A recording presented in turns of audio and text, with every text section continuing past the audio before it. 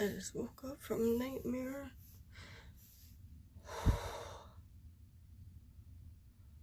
I dreamt that I was willed 3 homes. 1 was in Morocco and 2 was in Earl Park. I go and walk down the street in Morocco to go see this house with my son, and it smelled like dog crap so bad. And it was awful. There was a guy that was in there, and I had my dog Carly with me, and he said, "No, we're still here." I said, "I don't understand. I own this home." He's like, "Oh, no, I got kids here, or not kids here. I'm here." So it's like, okay, well, I'll shut the door. The place was disgusting. Paper torn off the walls. There were stairs going up like this on a platform, and on your right was the kitchen. I'm telling you, it was caked with dog crap. Okay, let me tell you, this dream was so freaking real and detailed. And then, okay, so I left to go to my house, and I said, okay, I need to get this house clean and get it ready. And then my friends Michael and Mariah was there, and she had 3 dogs, and I'm sitting there on the couch, and I said, okay, I need to figure out how to get there. But I was supposed to go through the window on the 2nd story floor, and I said, no, I can't do that. So that's when, you know, I left the house and realized it was even though I was in Earl Park, it was in Morocco. Sorry, I can't keep my eyes awake. I've had like no sleep. And then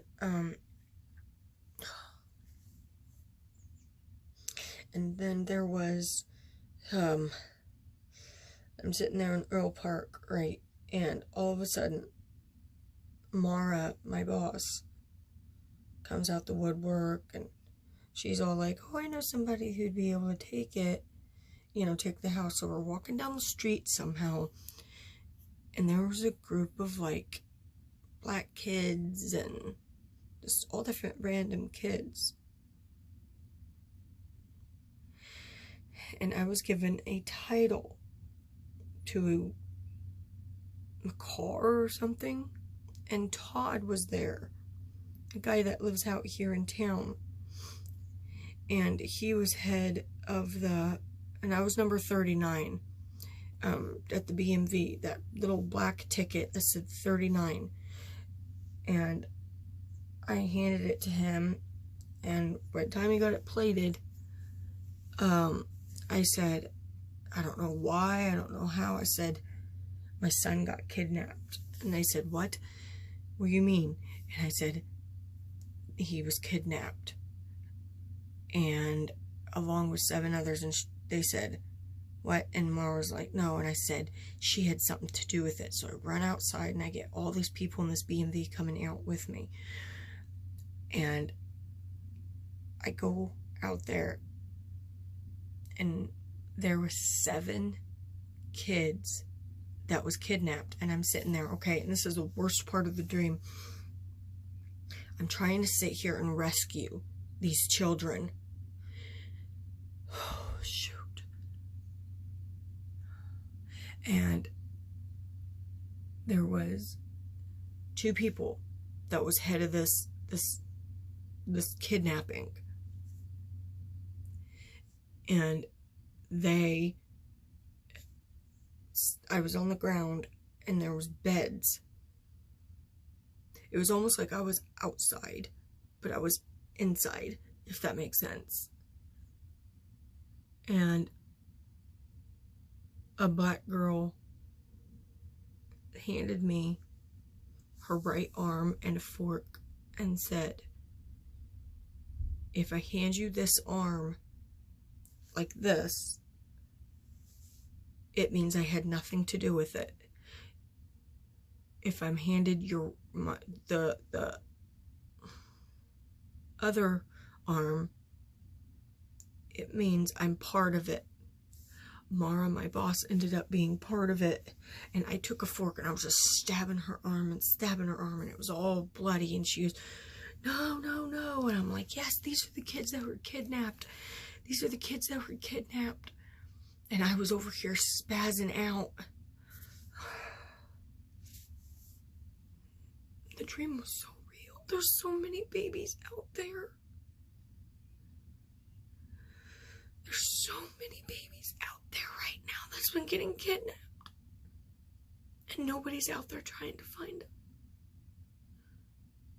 I did not enjoy this dream. I forgot a part of the dream, a really important part. So as I was, I found these kids were kidnapped. I grabbed, there was a bunch of these group of people that was standing in a circle, and my son was to, well, where I was standing, it was on my right, but to them it'd be the left. He was in a white shirt, everyone else was in black. But the people that, like Todd and them, that came to rescue these kids, they each had an arm like this as they had a hold of them, and they had writing right down it. One of them said, strong,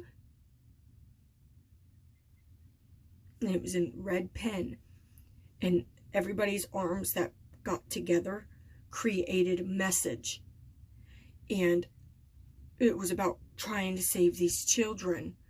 But the leader said, oh, okay, I can read that. Now I know what you guys are going to do. And I'm like, crap, what are we going to do? What are we going to do? And then that's where I woke up. The meaning of the number 39 is Father is El in sanctuary and holy place. And that was the black ticket that I ended up getting. It had white. The white number, but it wasn't written. It was like, it was in Braille, the number 39. Okay. Todd is associated with, believe it or not, the number 7. And 7 is fox. This is the same meaning of this. And foxes are sly. Okay. So when I told him he's a trusted friend, to help with the rescuing these children that were kidnapped, especially my son. And then Morocco is the extreme west, and it is the Muslim and Arab world, and it goes in the Bible talking about Psalms 83 and great Satan, the U.S., and all who is against us. And it's also the meaning is run down, kind of like the house I was willed in Morocco. And then Earl Park, which is where I live, I was willed 2 homes. It was my home and another home. And home represents safety, a safe haven. And I believe that this stuff is happening underneath our daggone noses. And right now up at the park, there's we don't have the Fall Fest no more, but they have one concession stand, and everybody's still camping out there for Labor Day weekend. And I know something's happening, but I don't think this just means a child kidnapping, sex trafficking, things like that. I believe that this is a meaning of there is going to be a major war waged against us and waged against the children, even those people that we trust. And my boss's name is, her real name's Tamara, and tomorrow is representation of another time, another day, and a trustworthy source. So I thought, so I believe that those who we tend to put our trust in is going to betray us. And this is the, there's going to be a great falling away from the faith. And we have to come together and stand united. And that's what this represents, because we know that 7 means completion. And 7 is God's chosen number. And I chose Todd to help me, and his number represents 7. So please pray over this. The stream was horrible. It was so real. I could smell everything. I could see everything. I just can't physically say everything. I wonder if that's how, what John felt when he wrote Revelations. So I don't know. Please pray over this, okay? And God bless everybody.